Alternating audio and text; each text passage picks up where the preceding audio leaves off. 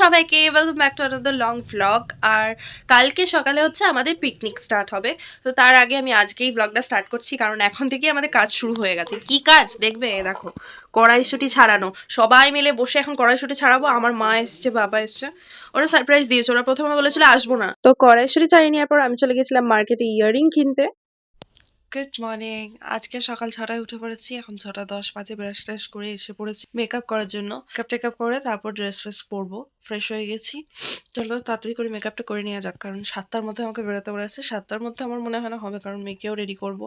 মেয়ের সব জিনিস ফিনিস নেওয়া হয়ে গেছে, ওকে খালি রেডি করাটা বাকি আছে। তো কটার সময় উঠে দেখি ওকে কটায় তুলতে পারি দেখি। মোটামুটি 7টা না হলেও 7:15 মধ্যে বেরিয়ে যাব। চলো তাড়াতাড়ি স্টার্ট করি।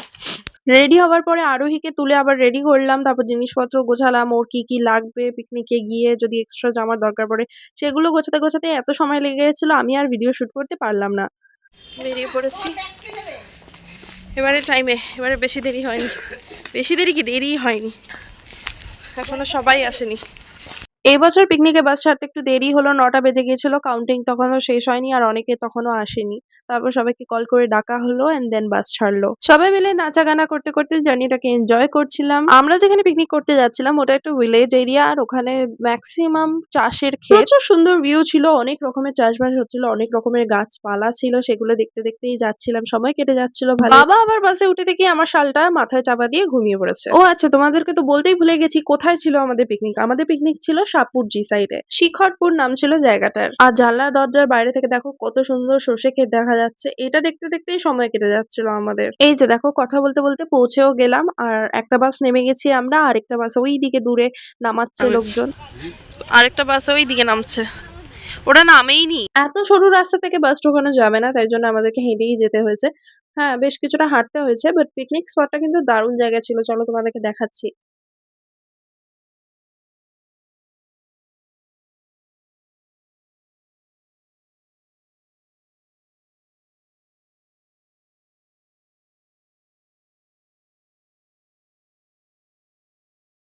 So this was our picnic spot. খুবই সুন্দর জায়গাটা, এইদিকে ওইদিকে সব দিকে নার্সারি ভর্তি, আর সামনেই সর্ষে ক্ষেত। যেতে না যেতেই প্রথমে শুরু হয়ে গেল বাচ্চাদের গেমস। 3টে গেমস খেলানো হয়েছিল পরপর, আরোহীও পার্টিসিপেট করেছে। তারপরেই হঠাৎ জানতে পারলাম এটা ছোট্ট ভুল হয়ে গেছে, যে বাসে গ্যাস তোলা হয়নি। রাঁধুনিরা সবকিছু রেডি করে দাঁড়িয়ে আছে, কিন্তু গ্যাস নেই। ওভেন বাসন কোসন সবই আনা হয়েছিল, কিন্তু গ্যাসটাই আনা হয়নি। গ্যাসটা 3 দিন আগে থেকে অর্ডার দিয়ে রাখা হয়েছিল, যে কারণে ওরা ভুলে গেছিল, যেখানে রেখেছিল সেখানেই রয়ে গেছে। যাই হোক, বরমশাই একা হাতে এত বড় ইভেন্টটাকে অ্যারেঞ্জ করেছে, অর্গানাইজ করেছে, তো একটু ভুলচুক তো হতেই পারে। সব গার্জিয়ানরা কিন্তু পাশে ছিল, অ্যাডজাস্ট করেছে, সাপোর্ট করেছে। তার মাঝে আমরা একটা গ্যাসের ব্যবস্থা করে নিয়েছিলাম। একজনের বাড়ি থেকে 1100 টাকা দিয়ে গ্যাস আনা হয়েছে। সবাই মিলে হাত লাগিয়ে তাড়াতাড়ি করে রান্নাগুলো কমপ্লিট করে বাচ্চাদেরকে কিন্তু তাড়াতাড়ি করে খেতে দিয়ে দিয়েছিল টাইম মতো। ব্রেকফাস্টের মেনু ছিল কড়াইশুটির কচুরি আর আলুর দম। আমি যেহেতু সার্ভিং করতে ব্যস্ত ছিলাম, সেই জন্য ভিডিও রেকর্ড করা হয়নি। আর বাবা কাজ করে এত ক্লান্ত হয়ে গেছিল যে তিরপল পেতে শুয়েই পড়লো। ব্রেকফাস্টের পর্ব শেষ হতে না হতেই স্টার্ট হয়ে গেল আবার আমাদের গেমস। প্রথমেই মেয়েদের মিউজিক্যাল চেয়ার হলো।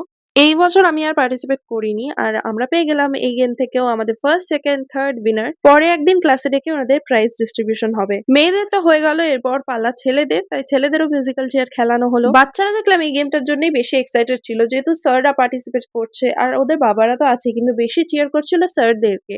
অনেক গেমস ফেমস খেলা হলো, পকোড়া ফকোড়া খাওয়া হলো, ব্রেকফাস্ট হয়ে গেল, এবার লাঞ্চ টাচ করবো।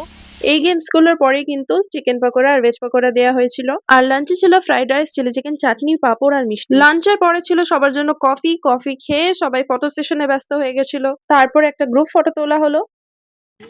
Cheers for Johnson! Hip hip! Hooray! Hip hip! Hooray! Hip hip! Photo সেশনের পরে আমরা ক্লাসে চলে এলাম, কিন্তু অন্য স্টুডেন্টরা আসেনি, যেহেতু ওরা খুবই টায়ার্ড ছিল। তো আগের বছর যেটা হয়েছিল, সবাই ক্লাসে এসে একসঙ্গে হয়ে ডান্স ফান্স করেছিল স্যারের সঙ্গে, যেহেতু স্যার পিকনিকে ডান্স করতে পারেনি, ব্যস্ত ছিলেন। ফিরতে ফিরতে 6:30 তো বেজেই গেছিল। তারপরে আমরা ক্লাসে সবকিছু গুছিয়ে টুচিয়ে বাড়ি ফিরলাম 8টা বাজে। তখন যেই না আমি বাড়ি ফিরলাম, অমনি আমার ব্যথা শুরু হয়ে গেল পায়ে, বুড়ো আঙুলে। পায়ে চোট লেগেছিল সেই দীঘা থেকে, কিন্তু আমি সেটা মেডিসিন দিয়ে রেখেছিলাম বলে কমে গিয়েছিল। পিকনিকের দিন হয়তো এত দৌড়ঝাঁপের কারণেই আমার পাটা এতটা ফুলে গেল আর এতটা বাড়াবাড়ি হয়ে গেল। রাত 10টার সময় এত বাড়াবাড়ি হলো যে আমি আর পারিনি সহ্য করতে, ডাক্তারখানায় যেতে হলো। কোনো ফার্মাসিস্টের কাছে গেলে হয়তো পেন কিলার ধরিয়ে দিত, সেই জন্য ফার্মাসিস্টের কাছে না গিয়ে চলে গেলাম হোমিওপ্যাথি ডক্টরখানায়। কালকে রাতে আর কিছু বলতে পারিনি, ভিডিওটাও আর এগোতে পারেনি। কারণ ভীষণ জোরে ব্যথা করছিল। কেঁদে ফেলেছি এমন ব্যথা করছিল। সারাদিনই ব্যথা করেছে কিন্তু সেটা সহ্যর মধ্যেই ছিল আমার। রাত্রেবেলা যখন বাড়ি এলাম এত ভীষণ ব্যথা ছিল যে ছোঁয়া যাচ্ছিল না, কাউকে ছুতে দিতেও পারছিলাম না। তারপরে ওর বাবা বলল যে, "চলো ডাক্তার দেখিয়ে আসি।" প্রতি বছরই পিকনিকের সময় আমার কিছু না কিছু হতে হবে। আগের বছরও আমার 103-4 জ্বর ছিল। সেই অবস্থায় আমি পিকনিকে গেছি মেডিসিন খেয়ে। ঠিক ছিলাম সকাল থেকে, দুপুরবেলা হঠাৎ করে আবার জ্বর এসে গেল। 102 জ্বর নিয়ে আবার সেই পিকনিক কমপ্লিট করে আসা হলো। এই বছরও সেম হলো। এই বছর মানে পিকনিক হবে তার 2 দিন আগে আমি পড়ে গেলাম বাইক থেকে। এখনো পর্যন্ত পায়েটায় সব জায়গায় কালছিটে রয়েছে। ওই পাটাতেও চোট লেগেছিল যেই পাটায় নখটা এই অবস্থা হলো। হয়তো সেদিনও আবার চোট লেগেছিল যে কারণে এটা হলো। এদিক ওদিক তো লেগেইছে পাটা। আমার 14 বার ওই নখটাতেই লাগে যেরকমটা বললাম। তো ওখানে লেগেছে নিশ্চয়ই যেই কারণে এতটা বাড়াবাড়ি হলো। নাহলে সকাল অবধি আমি ঠিকই ছিলাম। যাই হোক আজকে ভিডিওটা এখানেই শেষ করছি। আর লম্বা টানবো না। দেখা হচ্ছে পরের ব্লগে। টাটা!